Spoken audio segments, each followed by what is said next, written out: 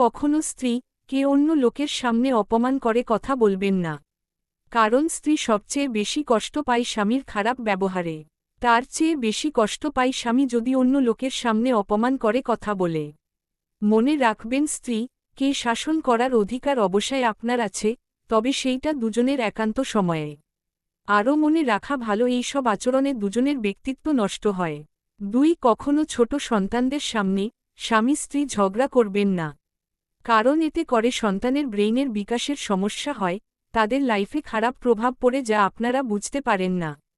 3 আত্মীয় ভাই বোন কিংবা মা বাবার কথায় কান দিয়ে স্ত্রী গায়ে কথায় কথায় হাত তুলবেন না। আগে কথাগুলা সত্যি কিনা 3 বার জাস্টিফাই করুন, তারপর স্ত্রীকে ভালো করে বুঝান।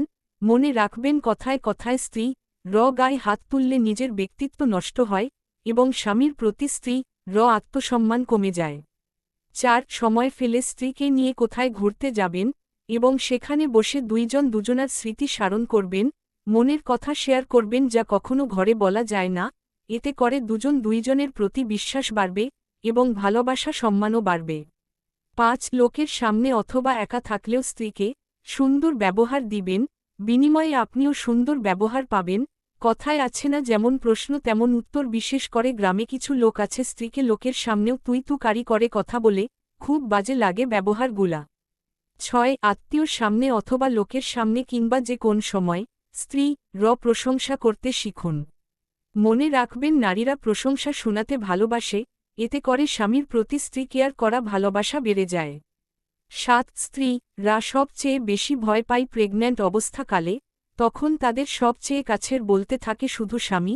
প্রেগন্যান্ট অবস্থায় স্ত্রী অনেক কষ্ট পায়, অনেক স্ত্রী পাগলামিও করে কষ্ট সইতে না পেরে। তখন আপনি যেখানে থাকুন কাছে থাকলে আরও ভালো। স্ত্রীকে বিভিন্ন কথা বলে ভরসা দিবেন, আশা দেখাবেন এবং সবচেয়ে বেশি বলবেন আমি সব সময় তোমার পাশে আছি, আমি তোমাকে খুব ভালোবাসি। 8 প্রেগন্যান্ট অবস্থায় স্বামীর এমন কথা শুনে স্ত্রী ভরসা পাই, আশা ফিরে পাই, আত্মবিশ্বাস খুঁজে পাই এবং প্রেগন্যান্ট অবস্থায় স্ত্রী স্বামীর কাছ থেকে এমন কথাগুলা আশা করে। মনে রাখবেন শুধু আপনাকে বাবা বানানোর